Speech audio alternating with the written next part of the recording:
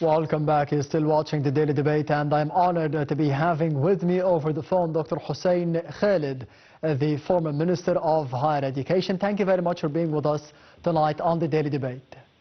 Good afternoon. Good afternoon to you too. Of course, we have seen the priorities of the political leadership and the directives made by President Abdel Fattah al-Sisi over the past 10 or 11 years to be having a better educational experience in terms of education and higher education through technology. How do you see the importance of enrolling technology with education and higher education? Of course, technology is very important, and there must be a collaboration and cooperation between education and higher education, and I think that we are now going in the right path in order to raise the infrastructure and train the trainers and the professors and all the education staff, both on the two levels, the education and higher education, in addition to putting education now by the political leadership as first one priority for the country. Yes, Doctor, of course, we need competition to be better in terms of the education and the higher education. For the Egyptian universities, how do you think we could be competing globally nowadays, and more specifically in the fields of research and development and innovation? Well, the Egyptian universities, which are now more than 120 universities, are now in the standard, world standard of getting a university for 1 million population. The ranking, the international rankings of the universities in general, now the Egyptian universities are approaching the level of the best 200 universities, and this was not present 10 years ago. And I think that this will facelift the Egyptian education for other foreign students to come, and even foreign professors to have a sabbatical in our universities. And all of this international collaboration will help in the area of education and also in the area of scientific research. Because now with the introduction of technology and the vast majority of many sub-specialization, nothing can be done in research unless we have this international collaboration, unless we improve the infrastructure of research in the country, and also to save the budget and make the professors and the scientists doing their full-time job in the places where they do the research. And I think, again, we are trying and improving all of these elements in order to have the kind of research and innovation that are needed by the society, rather than doing just research for research.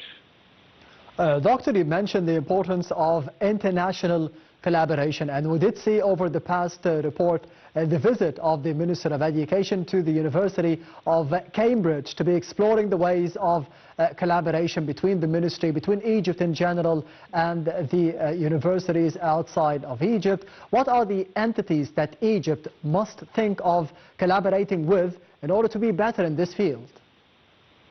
Well, this collaboration will benefit both sides, and we have to present to the international or the other universities outside Egypt the value of doing research with the scientists in our country, whether they work inside the local governments or they work outside Egypt, but they are Egyptian, and they are kind like an ambassadors for us outside. And also, in addition to this, we, for example, in the field of oncology, we invite the Egyptians working there to come and interact with their Egyptian partners inside the country, and to do a kind of TOT in order to let the young scientists improve their facilities. And this is one aspect of how the international collaboration in research is benefiting the country. Yes, and of course, Doctor, one key component for the education process or the process of higher education is the teacher, the leader of education, or the educational leaders, as they may be called here in the country. How do you see the importance of the capacity building for them in the future, and more importantly in terms of collaborating with financial institutions, global organizations like the World Bank in the field of education and higher education?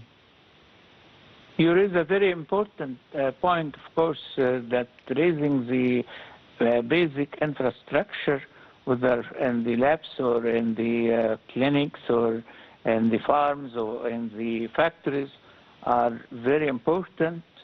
And I think this is now a priority. And we used to say 10 years ago that the budget for education and for scientific research is around 0.2% of the GOP. But now it is approaching 1% according to the rules and according to the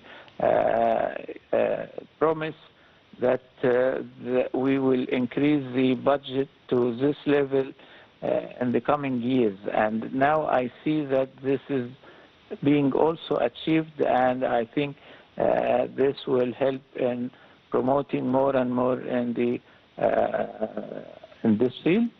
And this is also according to our constitution, which was announced in the year 2014.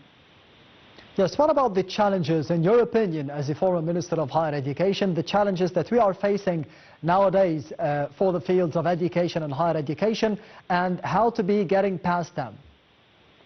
Well, any time there will be challenges, and the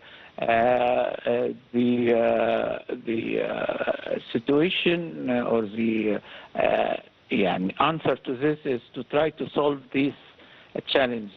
One of these challenges that we have a few full-time jobs for researchers in the country, yes, because the salaries are not satisfying to be full-time scientists. So I think that if we try to make this formula works, to let them work and study and do research from, for example, 9 a.m. to 5 or 6 p.m., 5 days or 6 days a week, then we will find more and more output of their research on the conditions that they will direct their research to the